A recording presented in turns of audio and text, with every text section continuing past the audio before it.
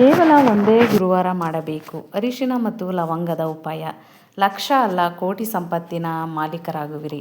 ನಮಸ್ಕಾರ ಸ್ನೇಹಿತರೆ, ಈ ಇಂದಿನ ವಿಡಿಯೋ ತುಂಬಾ ವಿಶೇಷವಾಗಿದೆ. ಯಾಕಂದರೆ ಇಂದಿನ ಈ ವಿಡಿಯೋ ಲವಂಗ ಮತ್ತು ಅರಿಶಿನದಿಂದ ಮಾಡುವಂತಹ ಉಪಾಯ ಆಗಿದೆ. ಅಂದರೆ ಇಂದಿನ ಈ ವಿಡಿಯೋದಲ್ಲಿ ಅರಿಶಿನ ಮತ್ತು ಲವಂಗದ ಒಂದು ಯಾವ ರೀತಿಯಾದ ಉಪಾಯವನ್ನು ತಿಳಿಸಿಕೊಡ್ತೀವಿ ಅಂದರೆ, ಇದನ್ನು ಕೇವಲ ಒಂದೇ ಒಂದು ಗುರುವಾರ ಮಾಡಬೇಕು. ಕೇವಲ ಒಂದೇ ಗುರುವಾರ ಮಾಡೋದ್ರಿಂದ ಇಲ್ಲಿ ನೀವು ಜೀವನದಲ್ಲಿರುವಂತಹ ನಿರ್ಧನತೆ, ಹಣಕಾಸಿನ ಸಮಸ್ಯೆ, ಸಾಲದಂತಹ ದೊಡ್ಡದಾಗಿರುವ ಸಮಸ್ಯೆಗಳಿದ್ದರೂ ನಿಮ್ಮ ಜೀವನದಿಂದ ಹೊರಹೋಗುತ್ತವೆ.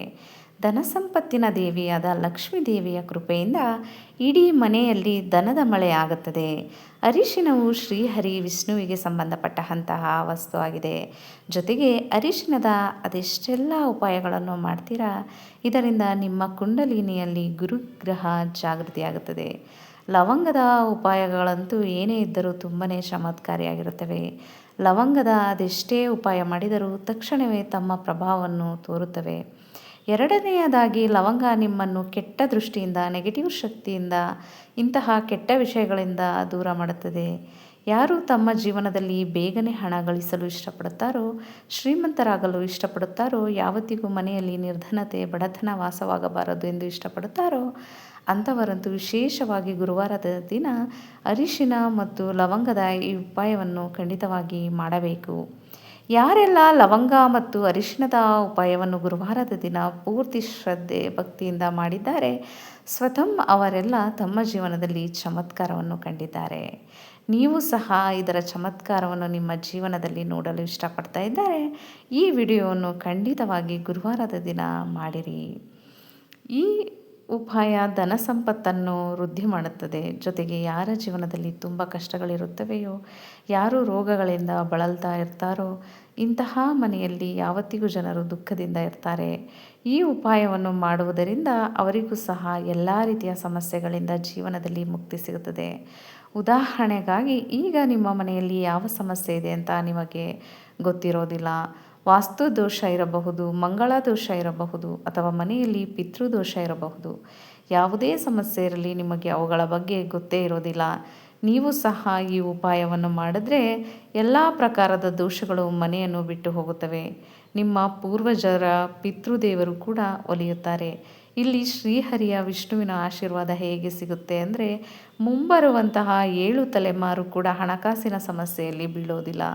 ನಿಮ್ಮ ಜೀವನದಲ್ಲಿ ದುಃಖಗಳು ಹೆಚ್ಚಾಗುತ್ತಾ ಹೋಗ್ತಾ ಇದ್ದರೆ, ಮನೆಯಲ್ಲಿ ಹಣಕಾಸಿನ ಕೊರತೆ ಹೆಚ್ಚಾಗ್ತಾ ಇದ್ದರೆ, ಇಲ್ಲಿ ಯಾಕೆ ಈ ರೀತಿ ಆಗ್ತಿದೆ ಅಂತ ಯೋಚನೆ ಮಾಡಿ ನೀವು ಕಂಗೆಟ್ಟಿರುತ್ತೀರಾ.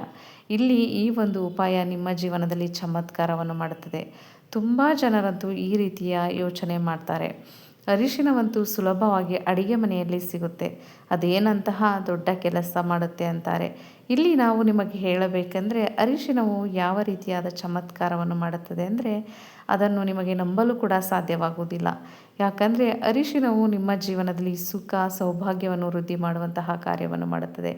ನಿಮ್ಮ ಧನ ಸಂಪತ್ತನ್ನು ವೃದ್ಧಿ ಮಾಡುವಂತಹ ಕಾರ್ಯವನ್ನು ಮಾಡುತ್ತದೆ. ಅರಿಶಿನವು ನಿಮ್ಮ ಜೀವನದಲ್ಲಿ ಧನ ಸಂಪತ್ತನ್ನು ತಂದುಕೊಡುವಂತಹ ಕಾರ್ಯವನ್ನು ಮಾಡುತ್ತದೆ.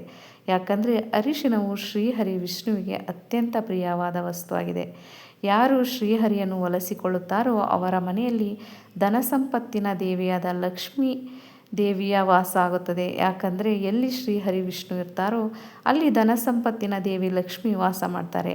ಹಾಗಾದರೆ ಬನ್ನಿ, ಈ ಉಪಾಯವನ್ನು ಹೇಗೆ, ಯಾವ ರೀತಿಯಾಗಿ ಮಾಡಬೇಕು ಅನ್ನೋದನ್ನು ತಿಳಿಯೋಣ. ಇದನ್ನು ಕೇವಲ ಗುರುವಾರದ ದಿನ ಒಂದು ಬಾರಿ ಮಾಡಬೇಕು. ಎಲ್ಲಕ್ಕಿಂತ ಮೊದಲು ವಿಡಿಯೋವನ್ನು ಲೈಕ್ ಮಾಡಿ, ನಿಮ್ಮ ಸ್ನೇಹಿತರಿಗೂ ಈ ವಿಡಿಯೋವನ್ನು ಶೇರ್ ಮಾಡಿ, ಹಾಗೆ ನಿಮ್ಮ ಇಷ್ಟ ದೇವರ ಹೆಸರನ್ನು ಕಮೆಂಟ್ ಬಾಕ್ಸ್ನಲ್ಲಿ ಬರೆದು ಜೈಕಾರ ಹಾಕಿರಿ. ಎಲ್ಲಕ್ಕಿಂತ ಮೊದಲು ಪುಡಿ ಮಾಡಿರುವಂತಹ ಅರಿಶಿಣದ ಪುಡಿಯನ್ನು ತೆಗೆದುಕೊಳ್ಳಿ. ಒಂದು ವೇಳೆ ನಿಮ್ಮ ಬಳಿ ಅರಿಶಿಣದ ಬೇರು ಇದ್ದರೆ ಅದನ್ನು ಚೆನ್ನಾಗಿ ಪುಡಿ ಮಾಡಿ ಇಟ್ಟುಕೊಳ್ಳಿ. ಚೆನ್ನಾಗಿರುವಂತಹ 2 ಲವಂಗಗಳನ್ನು ಇಲ್ಲಿ ತೆಗೆದುಕೊಳ್ಳಬೇಕು. ಇಲ್ಲಿ ಲವಂಗವು ಮುರಿದು ಹೋಗಿರಬಾರದು, ಚೆನ್ನಾಗಿರುವಂತಹ ಲವಂಗ ಇರಬೇಕು. ನಂತರ ಒಂದು ಮಣ್ಣಿನ ದೀಪವನ್ನು ತೆಗೆದುಕೊಳ್ಳಿ.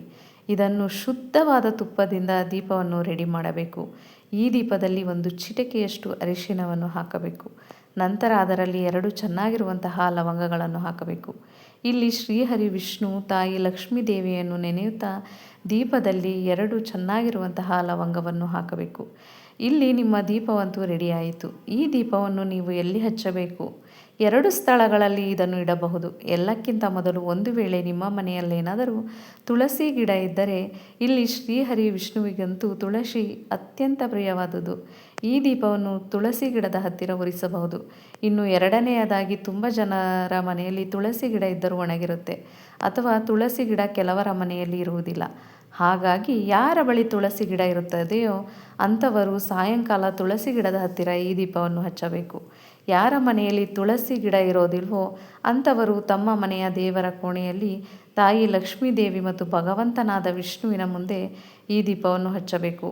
ಯಾವಾಗ ಈ ಉಪಾಯವನ್ನು ಮಾಡ್ತಿರೋ ಆಗ ತಾಯಿ ಲಕ್ಷ್ಮೀದೇವಿ ಭಗವಂತನಾದ ವಿಷ್ಣುವಿನ ಜೊತೆಯಾಗಿಯೇ ಈ ಉಪಾಯವನ್ನು ಮಾಡಬೇಕು. ಇದರಿಂದ ಭಗವಂತನಾದ ವಿಷ್ಣು ತಾಯಿ ಲಕ್ಷ್ಮೀದೇವಿಯ ಒಂದು ಯಾವ ರೀತಿಯಾದ ಕೃಪೆ ನಿಮಗೆ ಆಗುತ್ತದೆ ಅಂದರೆ, ಮುಂಬರುವಂತಹ ನಿಮ್ಮ ತಲೆಮಾರು ಕೂಡ ಧನ ಸಂಪತ್ತಿನಲ್ಲಿ ವೃದ್ಧಿಯನ್ನು ಪಡೆದುಕೊಂಡಿರ್ತಾರೆ. ನಿಮಗೆ ಆಗಲಿ, ನಿಮ್ಮ ಮುಂಬರುವಂತಹ ಮಕ್ಕಳು ಮೊಮ್ಮಕ್ಕಳಿಗೆ ಹಣಕಾಸಿನ ಸಮಸ್ಯೆಗಳು ಎದುರಾಗೋದಿಲ್ಲ. ಇಲ್ಲಿ ಕೇವಲ ಭಕ್ತಿ ಶ್ರದ್ಧೆಯಿಂದ ಕೇವಲ ಒಂದು ಗುರುವಾರ ಈ ಉಪಾಯವನ್ನು ಮಾಡಿ, ನಂತರ ಚಮತ್ಕಾರವನ್ನು ನೀವೇ ನೋಡಿ. ಇನ್ನೂ ಬೇಗನೆ ಎರಡನೆಯ ಉಪಾಯದ ಬಗ್ಗೆ ತಿಳಿದುಕೊಳ್ಳೋಣ ಬನ್ನಿ. ಎರಡನೆಯ ಉಪಾಯ ಕೂಡ ಅರಿಶಿಣಕ್ಕೆ ಸಂಬಂಧಪಟ್ಟಂತಹ ಉಪಾಯ ಆಗಿದೆ. ಈ ಉಪಾಯವನ್ನು ಮಾಡುವುದರಿಂದ ನಿಮ್ಮ ಮನೆಯಲ್ಲಿ ಬರುವಂತಹ ಹಣಕಾಸಿನಲ್ಲಿ ವೃದ್ಧಿಯಾಗುತ್ತದೆ. ಅಂದರೆ ಯಾವತ್ತಿಗೂ ಹಣ ಹೆಚ್ಚಾಗುತ್ತಲೇ ಇರುತ್ತದೆ. ಕೆಲವರಂತೂ ನೀವು ನೋಡಿರಬಹುದು, ಇಂದು ಹಣ ಬರುತ್ತೆ, ನಾಳೆ ಖಾಲಿಯಾಗಿರುತ್ತೆ. ತುಂಬ ಜನರೊಂದಿಗೆ ಈ ರೀತಿ ಆಗ್ತಾ ಇದೆ. ಇಲ್ಲಿ ಯಾವತ್ತಿಗೂ ನಿಮ್ಮ ಮನೆಯಲ್ಲಿ ಹಣ ಇಡುವಂತಹ ಕಬೋರ್ಡ್ನಲ್ಲಿ ಇರುವಂತಹ ಹಣ ಯಾವತ್ತಿಗೂ ತುಂಬಿಕೊಂಡು ಇರಲಿ, ವೃದ್ಧಿ ಆಗುತ್ತಲೇ ಇರಲಿ ಅಂತ ನೀವು ಇಷ್ಟಪಡ್ತಾ ಇದ್ದರೆ, ಗುರುವಾರ ಒಮ್ಮೆ ಈ ಉಪಾಯವನ್ನು ಮಾಡಿ. ನೀವು ಇಲ್ಲಿ ಪುಡಿ ಮಾಡಿರುವಂತಹ ಅರಿಶಿನ ಪುಡಿಯನ್ನು ತೆಗೆದುಕೊಳ್ಳಬೇಕು.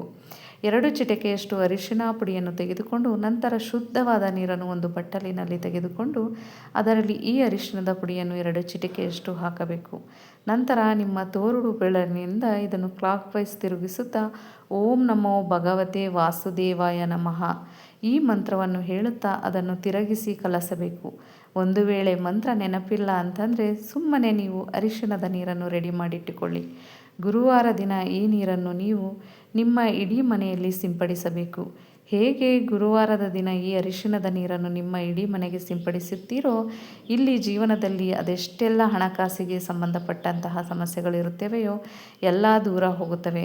ಮನೆಯಲ್ಲಿ ಯಾವುದೇ ಕಾರಣದಿಂದ ಹಣ ಬರ್ತಾ ಇಲ್ಲ ಅಂದರೆ ಆ ಕಾರಣವು ನಿಮ್ಮ ಜೀವನದಿಂದ ದೂರ ಆಗುತ್ತದೆ. ಬೀರುವಿನಲ್ಲಿ ಹಣ ನಿಲ್ತಾ ಇಲ್ಲ ಅಂದರೆ ಬೀರುವಿನಲ್ಲಿ ಹಣ ನಿಲ್ಲುತ್ತದೆ. ಇದು ಅರಿಶಿಣದ ತುಂಬ ಉತ್ತಮವಾದ ಉಪಾಯ ಆಗಿದ್ದರೂ ಕಡಿಮೆ ಅಂದರೂ 4 ಗುರುವಾರ ಈ ಉಪಾಯವನ್ನು ಮಾಡಬೇಕು. 4 ಗುರುವಾರ ಆದ ನಂತರ ಸ್ವತಃ ನೀವೇ ನೋಡ್ತೀರಾ, ಇಲ್ಲಿ ನಿಮ್ಮ 1 ರೂಪಾಯಿ ಕೂಡ ನಷ್ಟ ಆಗೋದಿಲ್ಲ. ಯಾವತ್ತಿಗೂ ನಿಮ್ಮ ಮನೆಯಲ್ಲಿ ಅಧಿಕವಾದ ಹಣಕಾಸಿನ ಆಗಮನ ಆಗುತ್ತದೆ. ಯಾರೆಲ್ಲ ಈ ಉಪಾಯವನ್ನು ಮಾಡ್ತಿರೋ ಅವರಿಗೆ ಖಂಡಿತವಾಗಿ ಗೊತ್ತಿರುತ್ತೆ, ಮಾಡ್ತಾನೂ ಇರ್ತಾರೆ. ಯಾರೂ ಮಾಡಿಲ್ಲ ಅವರು ಖಂಡಿತವಾಗಿಯೂ ಮಾಡಿರಿ.